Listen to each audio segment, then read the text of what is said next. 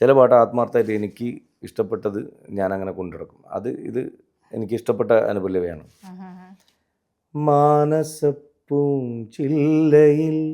മാതളം പൂത്തു, മാരിവില്ലിൻ ചേലില് മോഹവും ചേർത്തു, ഹൈസിനെ മജ്നു എന്ന് വിളിച്ചു, അതിനാലെ ഇന്നെന്നിലും ആ പേരു തന്നെ നിന്റെ നൂറാലേ. ലൈലായവൾ നിന്നുള്ളിലെ ബഹർ തേടിവനുണ്ടേ,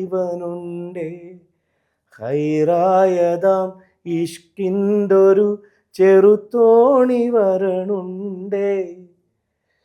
തുഴയേതുമില്ലാതിന്നു ഞാൻ അലയുന്നു നിന്നുള്ളിൽ, തുണയായി നീയൊന്നേൽക്കുമോ ഉൾനെഞ്ചകം തന്നിൽ.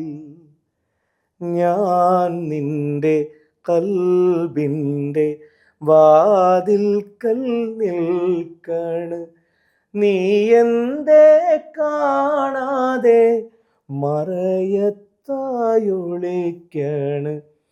കണ്ണാലെ നീ കരളിൻ്റുള്ളിൽ കാണാതെ മിണ്ടാതെ കഥ നന്നായെഴുതണ്, കാനോത്ത് രാവിൻ്റെ കനവൊന്ന് വിരിയണ്. ഒരാൾ തൊട്ടടുത്ത് പ്രണയം പറയാൻ മടിച്ചിട്ടാണെങ്കിലും പ്രണയം എല്ലാ നിലക്കും ബിഹേവ് ചെയ്തുകൊണ്ട് അറിയിക്കാൻ ശ്രമിച്ചിട്ടും ഞാൻ നിൻ്റെ കൽബിൻ്റെ വാതിൽക്കൽ നിൽക്കുന്നു, നീ എന്തേ കാണാതെ മറയത്തെ വിളിക്കുന്നു എന്നുള്ള.